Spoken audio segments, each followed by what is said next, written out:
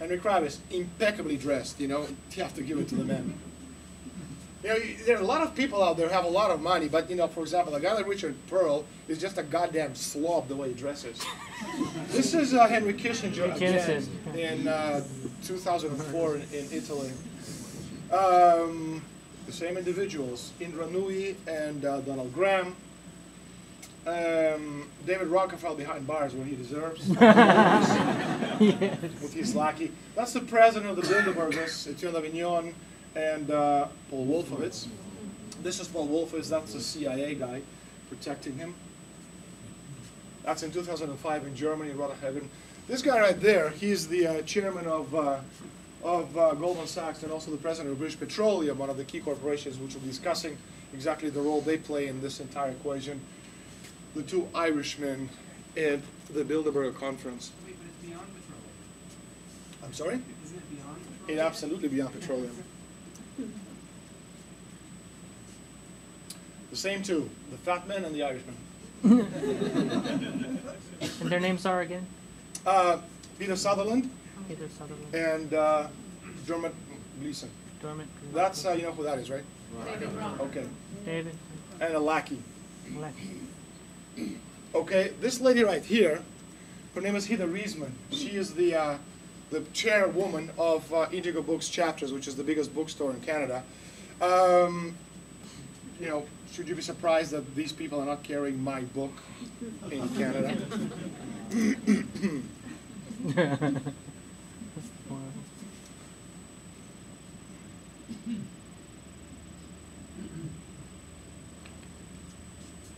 Just some, you know, ambiance. Nothing going on here. This is Germany, 2005. No, there's no meeting going on. This is the, any idea who this guy is? You should know this man. He's a very important person. No, he doesn't play for the Portland Trailblazers. This is the Secretary General of NATO. Any idea what his name is? Jan de Groep Scheffer. Again, these are the kinds of things you guys should really learn and understand. In order to fight these people, you have to understand who the enemy is. A couple of years back in Canada in 2006, I had one of these crazies, you know, who come once in a while, screaming and shouting from 200 meters away at the Bilderbergs, who couldn't even see him. Yet when this guy walked by in, you know, in his jogging outfit, I said to him, "Do you know who this guy is?" He said, "No, somebody who works in the hotel." Well, no, it's not somebody who works in the hotel. This is the guy who runs NATO. Okay? So again, one of the reasons that the Bilderbergers really don't give a shit whether you guys are there or not is because the opponent, us, is highly unprincipled opponent. To win this thing, you have to understand who these people are, learn what they do, so next time you see someone like Barack Obama and have his controllers, people like Zbigniew Brzezinski, that immediately should tell you exactly what these individuals do, how they fit into the equation.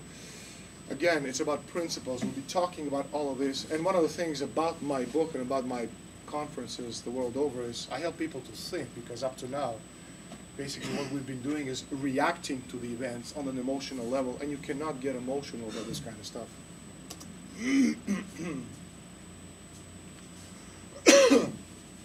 Well, this is an Italian Bilderberger who's a member of the Prodi government right now. Mario Monti, ex-commissioner, talking to the chairman of one of the biggest energy companies in Europe. This is the chairman of Bertelsmann Books, which is the most important media group in the world. These are the CIA guys, okay? Just so you guys know. The big fat guy's name is Agent Smiley. They're waiting for Richard Holbrooke. This is a unique photograph. Actually, it's the only photograph in the world. Again, just, you know, a bit of an introduction to give you guys an idea of what we're up against. 2005, Germany, Rotterdam, small town on the outskirts of Munich. This man over here, he's the chairman of Daimler Chrysler, okay, Jürgen Schremm. And he's shaking hands with, any idea? Who was the chairman, who was the chancellor of Germany in 2005? Gerhard? That's it, there you go. This was the meeting he attended, and about 10 minutes later, another car, another Mercedes rolled in. And that Mercedes held the future chancellor, Angela Merkel, okay? The two of them, both of them attended the conference, as we have pointed out to the readers in 2005, shortly after the meeting ended. Now, this is interesting. You're looking at Hubbard, and he'll come back and play an important role in the transatlantic union between Europe and the United States a little bit later in the talk. And this guy, his name is Mike Pritchard. He is the chairman of Toronto Star, the most important newspaper in Canada. And of course, this is the newspaper of choice for the Bilderbergs, not the only one, but one of the many. Again, the same guy from Bertelsmann, Richard Holbrooke, with the Turkish representative. This is quite a photo. You have Andrei Olichovsky. I don't expect you to know the name. He's the chairman of Trilateral Commission Europe. He's from Poland. That guy right there, you know, his name is Prince Philip from Belgium. You know, this is one of the stupidest people you're ever likely to meet in the entire world. And right next to him is his name is Jerome van der Veer. He is the chairman of Shell. So again, in all of these meetings, you have representatives. You have the presidents of every European nation. You have the Prime Minister of Canada. The sitting president of the United States doesn't attend, but he's very well represented by people such as Richard Holbrooke, Richard Pearl, Kissinger's, Douglas Feith's, etc., etc. You have representatives of every important bank in the world, in the Western world. You have the Secretary General of NATO, International Monetary Fund, the World Bank, the President of the European Central Bank, leading representatives of the World Trade Organization. You have people who represent 50, 60 of the top corporations in the Western world, the CEOs of Microsoft, Bristol-Myers Squibb, SmithKline Beecham. Again, you're looking at the top 100 Fortune 100 corporations. The presidents are all there. The European royalty sit in all these meetings as well. American congressmen and senators are there as well. And also they're joined at these secret gatherings by the leading representatives of mass media, the New York Times, the Washington Post, Le Monde from France, Grupo Prisa from Spain, Times of London, The Economist, Wall Street Journal, which is, again, you're looking at a group of 120, 130 of the leading, most important people in the world who amongst themselves probably owe about 85% of the world's wealth. Yet none of this information ever gets out in the mainstream press. You might want to ask yourselves why that is.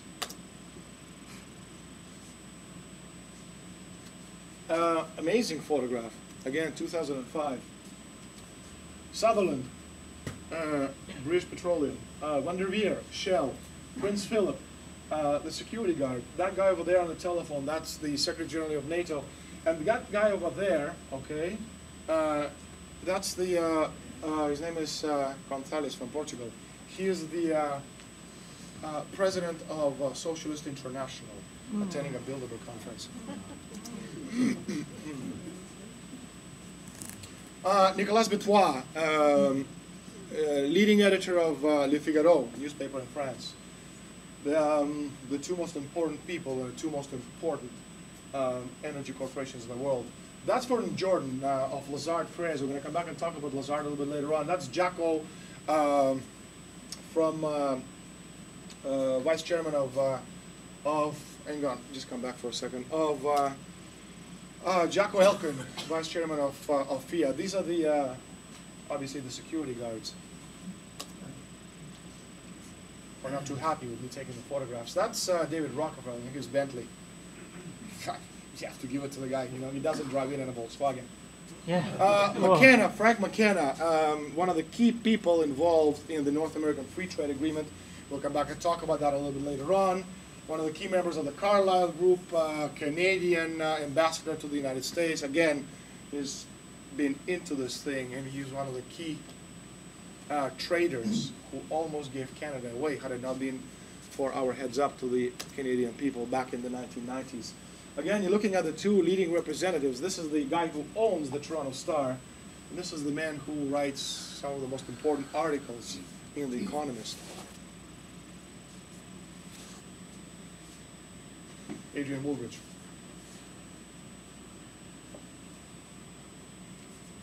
Mike Pritchard.